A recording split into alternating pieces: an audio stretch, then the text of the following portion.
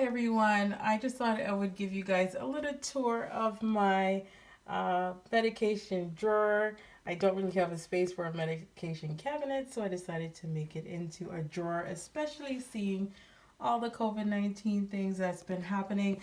I noticed that when I first went into the stores after all the insanity began, toilet paper, disinfectant wipes, and things like that were out of the stores, but surprisingly, a lot of medication were still there. And I think medications and immunity boosters are essential, an essential aspect of dealing with the whole COVID-19 situation. So, anyways, I'm just going to give you a little tour of the things that I do have in here, and I'm sure this isn't everything, but it's just to give you an idea as to maybe some of the things that I have, and maybe to give you some ideas as to what you want to do for your situation. The first thing that I have is the Cold Effects, and it is an immune booster, and it says you're supposed to take it, to kind of keep your immunity up. Beside it is another cold effects medication, and over the counter medication called for signs. And if you think you're having a sore throat or something like that, it's very good to take.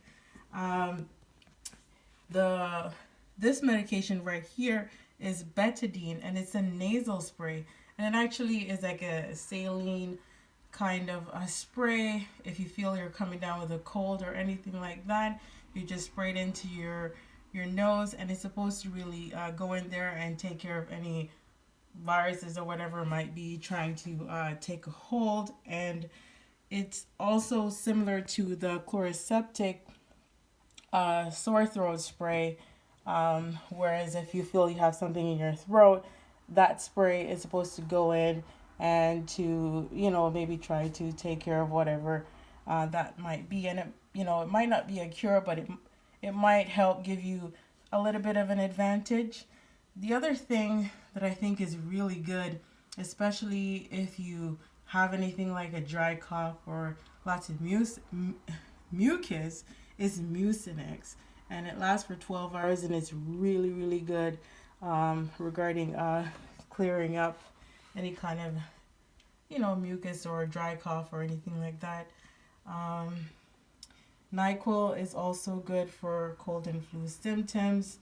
Uh, Beside it is Robitussin. I swear by Robitussin is really, really good for dry coughs. Down here, don't sleep on the Vicks Vapor Rub because it is tried and true. You just rub it on your chest, your neck, your back, even the bottom of your feet, and it will help to clear up any kind of congestion in your chest or wherever it might be. Some of the other things, of course, the acetaminophen. If you are having anything like a fever, because they said you shouldn't take ibuprofen, so I have acetaminophen. So one of the other things that I have in my drawer is Cepacol, and it's just for sore throats. It's a little bit stronger than the sore throat drops that you would have, things like this. I also like to use Ricola, but I don't have any right now. Some of the other things that I have in um, this drawer are things that are considered immune boosters. Now, I don't have my omega 3s and multivitamins and some of the other things that I do take, but here are just a few that I have. I have the vitamin C, which they've been saying is pretty good to help with, boosting your immunity.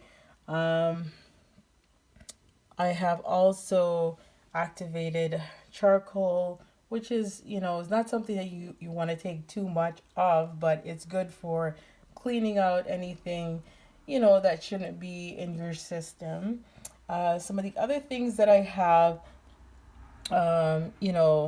would be the an allergy formula here, and this is really good not only for seasonal allergies, but it is good for if you're having a reaction, not severe reaction, but just like a reaction like rash or something. is something that you shouldn't have touched or consumed or something like that.